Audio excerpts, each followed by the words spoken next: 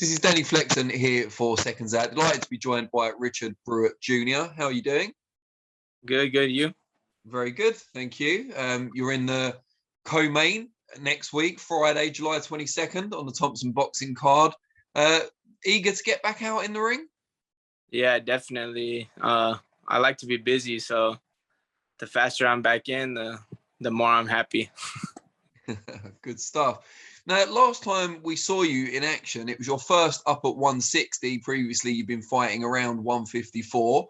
What prompted the change? Why now in your career to move up? This last one I went up because I was out. I was off for almost a year. I had knee surgery and stuff, so I had to get back down I had to lose some weight, get back down. So this last one was a little bit heavier, but this one we're starting to go back down. This next one's at 158, so I'm gradually going to go back down to 154, but I'm not trying to kill myself doing it right away, so just gradually doing it over time. Tell us a little bit about the surgery. What prompted it, and what's the rehab been like? I had surgery last year in October, and then I had 2 tears in my knee that had to be fixed. They fixed it. I did my rehab for about 2.5, 3 months. I came back on the last fight, and everything has been great ever since. I haven't had no issues with it at all. Is that a common injury in boxing? It sounds more like a football injury. Yeah, no. I had my first knee surgery when I was 16. I did cross country for high school, and from all the running and everything, I know that it was from that. And then I think this time was just lingering effects over time, just wear and tear, all the twisting, turning, and previously having surgery before. So I think it was just over wear and tear. I don't think it was really from the boxing, just from all the training and everything. So you're clearly quite athletic as a kid. What got you into boxing specifically? I did sports, but I was still heavy set when I was a kid. So I got into boxing because I was a heavy set kid, just to lose the weight. I was like 12 years old when I started, and I dropped the weight, and I decided to have my first fight. And ever since then, I kept fighting. I had little times where I would go like 6, 7 months. I wouldn't fight. I would just be doing my school and stuff. But for the most part, I was fighting. And then I decided when I was about 16, 17, I took it a lot more serious. And then did you actually start? I started when I was 12. Wow, okay. And I think I read, you said you're a heavy set kid. I think I read your dad was a pretty big guy as well. Is that right? Yeah, he was. And was so that... it runs in the family, yeah. And have you always been with Henry Ramirez and at that gym? I went to a couple other places that I was just bouncing around, but I've been with Henry for about 7 years now. And what makes him kind of stand out from the other trainers and stuff that you've observed? I mean, he's not just my trainer, he's my manager also, but I've learned a lot from him over the 7 years, not only on the getting fights and everything, but the training aspect also. He changed my style a lot. He taught me more. I used to be a come forward fighter, not really use my legs. And now I'm a complete opposite. I box, I'm more defensive, move my head a lot more, quicker on my feet, smarter. So he just helped me out a lot. He upped my game to a whole different level. And that's like the best thing, obviously, I could ask for. So I've been with him since, and I plan on being with him for as long as I'm fighting. And your nickname is Cool Breeze. Where does that come from? Who gave it to you? There's actually a kid that I train with that I've known since I was like 5. Him and Henry gave me that nickname. More so just because I'm a boxer, slick fighter, more quicker on my feet, and it stuck with me. I got it before I even turned pro, so it just stuck with me, and I took it with me into the pro game with me. Now, at this sort of stage of your career, usually you'll be learning more in training and in sparring than in the actual fights. Can you tell us some of the kind of top guys that you've moved around with, that you've sparred with so far? I actually just got out of camp with Jaime Munguia recently. Like, I was up there for about a month and a half, almost 2 months. I was with him. I think his last fight, he fought Jimmy Kelly. I was helping him get ready for that fight. And I learned a lot from that. There's a couple guys at the gym. Another guy's named Joshua Conley. He's getting ready to fight Sergey Derevchenko on the Danny Garcia card. So the gym is full. Our gym is full of nothing but pros, and there's probably about 10 of us that are at my weight. So there's every different style boxer to come forward, awkward looks. We have everything over there. So I'm just getting every look, but definitely just coming back down from Munguia, I learned a lot from that. It helped me add a lot to my game. What did you learn predominantly from those sessions with Munguia, and what does it tell you about your own potential to get where he is now? I learned a lot. He made me do things that I knew I needed to do, but at times I wasn't being forced to do it. So he forced me to do those things. And now that I was forced to do it for so long with him, now it just came as natural, and I'm learning how to use my jab a lot more effectively than just the simple regular jab that I can get away with other people. My footwork has gotten a lot better.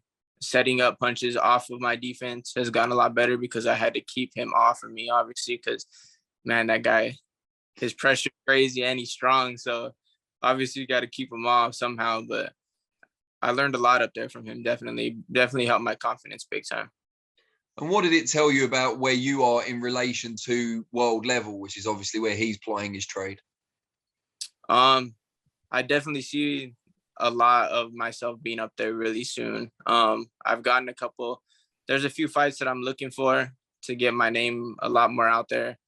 But obviously we're just taking it one day at a time, getting our fights in, getting everything ready for when it makes sense, not just rushing into anything. But definitely I see myself being a top guy.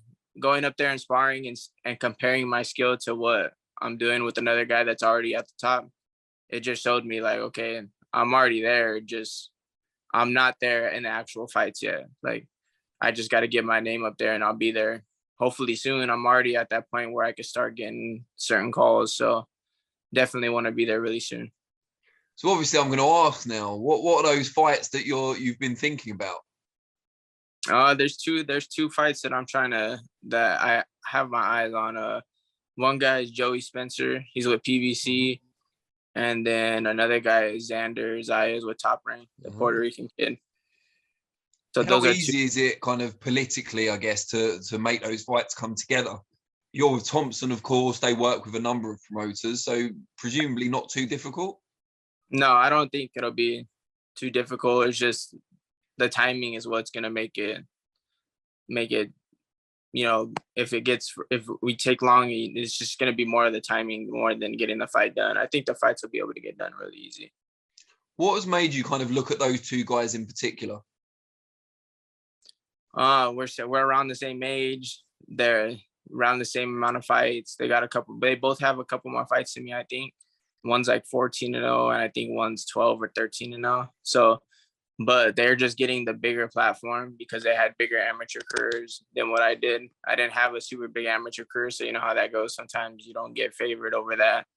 But definitely they're PBC. That's one of their main guys. Obviously Joey Spencer, they're trying to blow him up right now, and then obviously Xander is definitely big with Top Rank. They're both good, but they're not me. They haven't been in with somebody like me, so I'll be the one to expose them. It's just time. I'm ready to make that happen for sure. And next up on the 22nd is Ramon Ayala. What can you tell us about him? He's a Mexican guy. He comes forward. He throws a lot of wide punches. I know that he throws a lot of wide punches. He gets a little careless at times. So I'm just going to be smart, stay behind my jab, set him up, run him into something more than look for him, because I don't want to get caught with something that I don't see coming because he just throws a wild shot. He's a free swinger, as I would call it. He tries to throw when you throw, so you got to set it up and be careful. You can't just rush it because he will try to counter you at the same time as you're throwing. Okay. Now I want to talk a little bit about your life outside of the ring. I was reading an article this morning, our time, by Joe Santoliquito for The Ring, or it was on their website. And you look after your uncle, I believe, who has a specific set of needs related to a condition he has. Can you tell us a little bit about that? Yeah, I've been taking care of him since I was 14, actually. So 10 years now, because I just turned 24 a few weeks ago. Yeah, he's in a wheelchair. He can't take care of himself. I help him every day. I feed him, make sure he takes his medication, give him a shower. I do everything. He was born with the disease. It wasn't nothing that was caused, accidental or anything like that. He was born with it. He walked up until I think he was around 13, 14, and then over time he started. And by the time he was 20, 21, he was fully wheelchair bound. So obviously I wasn't born yet when he was walking, but now he's been fully wheelchair bound for over 20 years now. So I take care of him full time. Me and my dad, I stay with my parents actually. So me, my dad, my mom, and my sister are the main ones that take care of him. But I do all the heavy part, showering him, picking him up when we need to, doing everything else. Everybody else helps also though.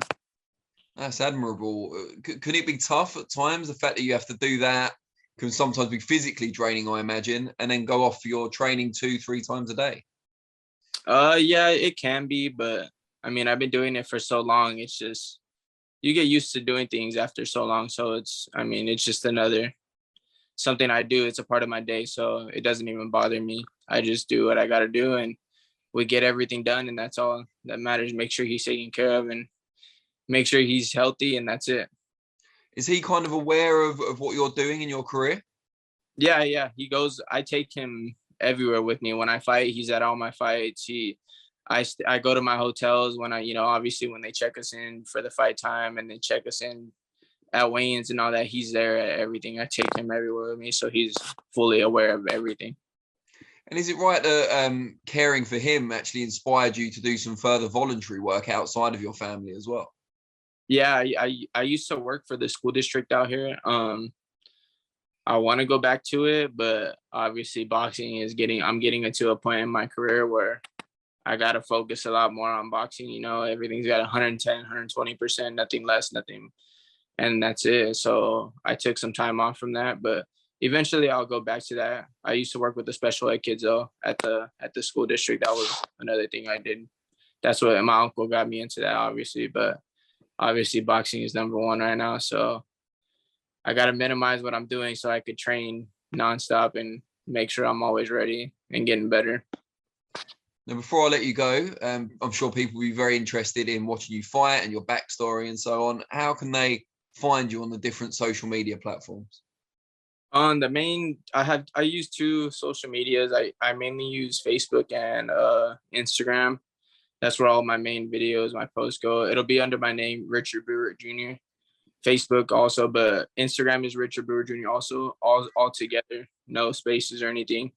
And it'll pop up. It'll be one of the first ones to pop up. And then for the fight next week on Friday, you'll be able to watch it on Thompson Boxing stream on their YouTube, or they live stream it on Facebook also under Thompson Boxing Promotion. So there'll be 2 places to watch it for sure. There is a chance, we were talking earlier today, that we might also be streaming it on SecondsOut. So stay tuned, people, because there's a possibility that will happen in time for next week. But nice. Really, really appreciate your time. Looking forward to the fight, and let's do this again after the fight. Yeah, for sure. I'm in. Let's do it.